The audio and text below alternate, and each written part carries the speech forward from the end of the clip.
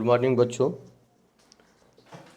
वही लेसन जीवन नहीं मरा करता जो है ले रहा हूँ। इसके कवि का नाम पहले ही बताया, जैसा कि गोपाल सक्सेना जी हैं, और इनके विषय में तो मैं कल बताया था।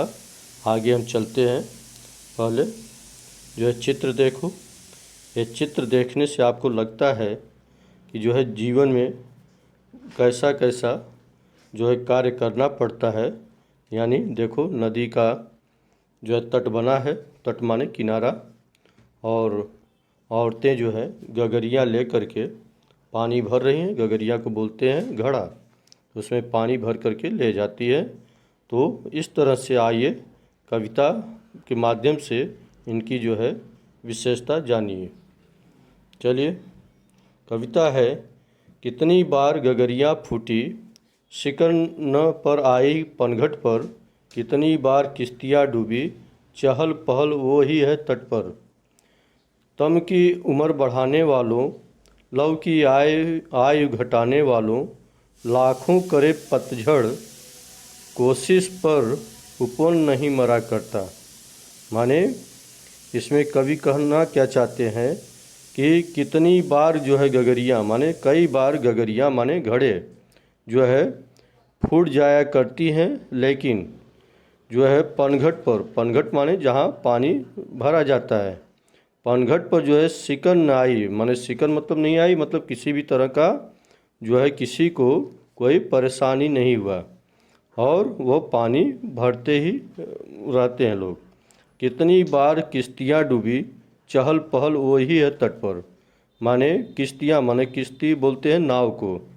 तो नौकाएं जो है कितने बार डूब जाती हैं, लेकिन जो है चहल पहल वैसा ही रहता है तट पर, माने नदी के किनारे पर। तट माने किनारा, माने भले ही नौकाएं डूब जाती हैं, लेकिन उस तट का किनारा का चहल का पहल वैसा का वैसा ही बना रहता है।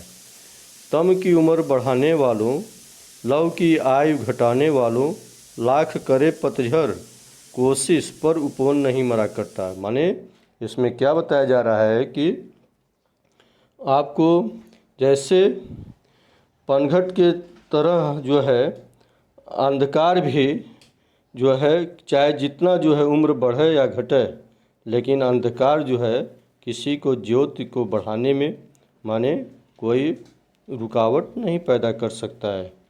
और जीवन में किसी भी तरह का उनका जो है चहल पहल जो रहता है, उसमें किसी भी तरह का परेशानी नहीं होती है। तो लाख करे पतझड़ माने लाखों बार, पतझड़ माने एक तरह से मौसम आता है और फरवरी मार्च महीने में, जिसको बसंत ऋतु भी कहते हैं, और उसी को पतझड़ का रूप दिया जाता है। तो हर साल मतलब वो आता है पतझड़ वो महीने, लेकिन हर पत्ते झड़ जाते हैं, डालियाँ इतर बितर हो जाती हैं, लेकिन उपवन, उपवन माने बगीचा, बगीचा जो है जस का तस ही रहता है। तुरंत माने कुछ दिन बाद उसमें हरे हरे पत्ते और फूल या फल अपने आप आ जाते हैं।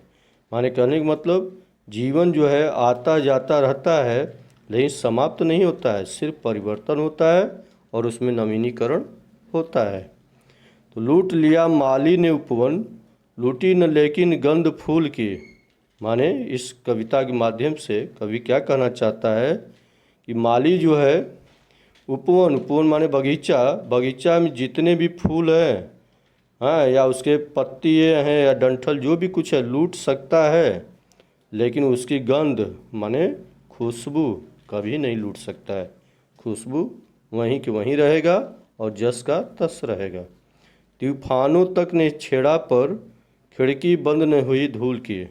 माने तूफान चाहे जितना छेड़ता है, मतलब परेशान करता है, लेकिन ज़िंदगी में जो है वह कभी समाप्त नहीं होता है। माने चाहे जितना नफ़रत को गले लगाने वालों, सब पर फूल धूल उड़ाने वालों, कुछ चेहरों की नाराज़गी से दर्पण नहीं मरा करता। माने कुछ लोगों की नाराज़गी से जो है दर्पण मरता नहीं है। माने कुछ जैसे शीशा है, दर्पण माने शीशा, शीशा में आप देखते हो तो आपका जो है नाराज भले हो जाओ लेकिन वो दर्पण मरेगा नहीं। आप खुश हो उसके उसमें देखो, चाहे जिस प्रकार से देखिए, दर्पण जस का जस ही रहेगा, यानी वैसा का वैसा ही रहेगा।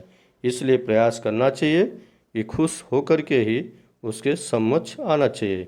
इस तरह से यह कविता पूर्ण होता है।